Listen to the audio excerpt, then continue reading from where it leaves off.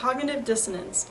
What is it? How do you relate it to psychology? What are some examples of it, and how do you resolve it? Alright, let's jump right in. So, have you ever met someone who smokes regularly, and they justify it by saying something along the lines of, oh, well, I make up for it in other healthy ways, or I really don't do it that often. Well, right there, without even probably realizing it, that person was experiencing something called cognitive dissonance. Cognitive dissonance, explained simply, is when someone has inconsistent thoughts, beliefs, or attitudes, especially relating to behavioral decisions such as having the knowledge that smoking is bad for you, yet continuing to smoke regularly. So at the very core of it, cognitive dissonance revolves around an incongruence of action and thought.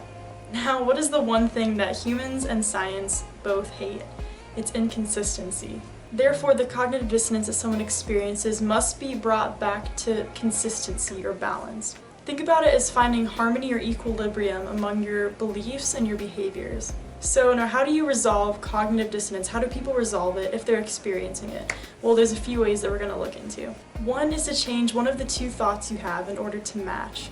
An example would be if you're on a diet and you break that diet. Let's say you're going really strong in your diet and then you eat a donut. You now have cognitive dissonance because your thoughts and belief of being on this diet, yet your behavior of eating the donut and going against your diet are now incongruent. They're out of balance. So a way that someone might resolve this particular dissonance is by changing one of the thoughts they have and by saying, well, I've been doing really well on this diet, I've been going really strong, so this one time won't really hurt me.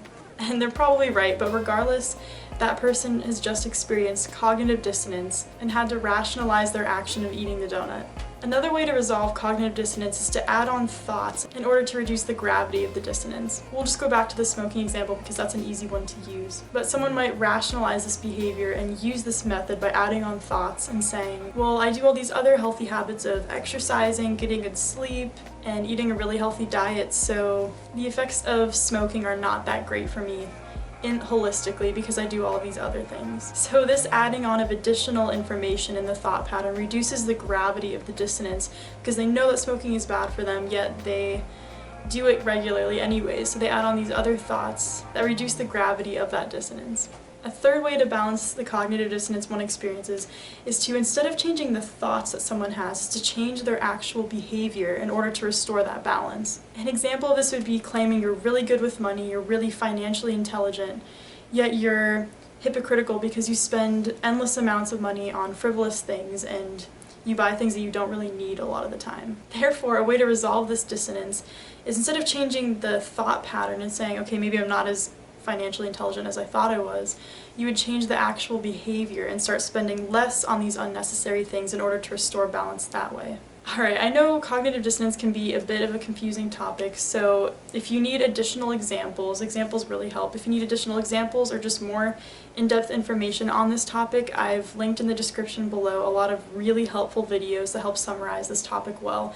So make sure you check those out if you still need help with this. Just remember that cognitive dissonance is all about an inconsistency of belief, thoughts, and behaviors. And humans have various ways of resolving that dissonance. Alright, that wraps it up. If you found the information in this video helpful, make sure you hit the subscribe button, or if you just need more additional psychology knowledge in the future, all of that will be in this channel.